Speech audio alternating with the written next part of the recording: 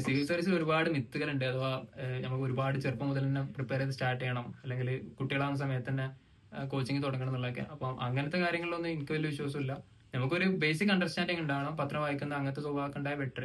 But graduation കഴിഞ്ഞിട്ട് തന്നെ ഒരാൾ ഗ്രാജുവേഷൻ ലാസ്റ്റ് ഇയറിലൊക്കെ ഡിസൈഡ് ചെയ്താൽ തന്നെ UPSC നമുക്ക് ക്ലിയർ ചെയ്യാൻ പറ്റുന്ന ഒരു എക്സാം തന്നെയാണ്. ആ എക്സാമിന് എക്സാം ആയിട്ട് കാണണം, അല്ലാതെ ഭയങ്കരമായിട്ട് ഓവർ ഡെഡിക്കേഷന്റെ അപ്പുറത്ത് ആ എക്സാമിന്റെ രീതിയിൽ സ്മാർട്ടായിട്ട് പ്രിപ്പയർ ചെയ്താൽ ക്ലിയർ ചെയ്യാൻ കഴിയുന്നതാണ് മനസ്സിലായത്. സ്വപ്നങ്ങൾ തുടക്കം എന്നുള്ളത് ഞാൻ ഗ്രാജുവേഷൻ ചെയ്തത് പൊളിറ്റിക്കൽ സയൻസ് ആണ്.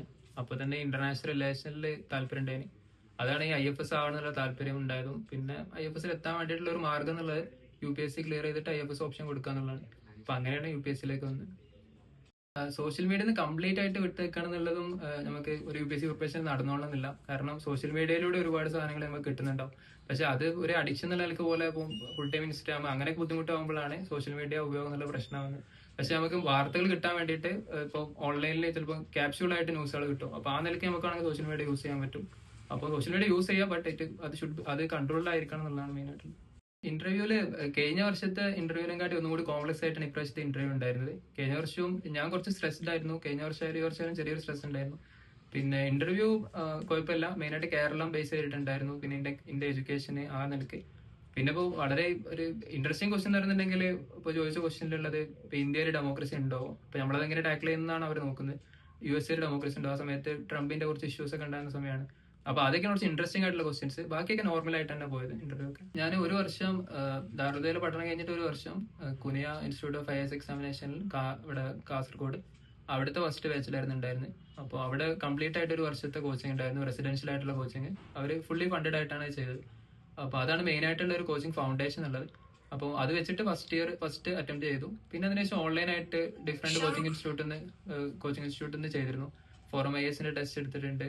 പിന്നെ വേറെയും ഒരുപാട് കേരളത്തിലുള്ള ഇൻസ്റ്റിറ്റ്യൂട്ട് തന്നെ ഇപ്പൊ ഈ ഫോർച്യൂൺ, ലീഡ്, ഐലാണ്, ഇവരൊക്കെ ഇന്റർവ്യൂവിന്റെ സമയത്ത് ഒരുപാട് ഹെൽപ്പ് ചെയ്തിട്ടുണ്ട്.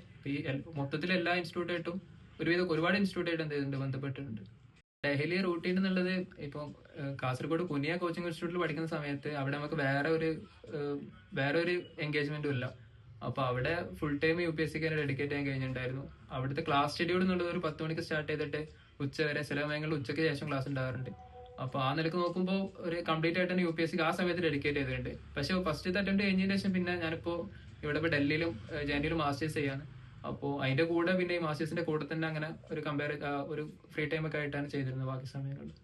ദാറുൽ പഠന കാലത്ത് ഏകദേശം അവിടുത്തെ ഒരു ലാസ്റ്റ് ഇയറിലൊക്കെ ആകുമ്പോഴാണ് ഇങ്ങനെ UPSC എന്നുള്ള ഒരു ഐഡിയ വരുന്നത്.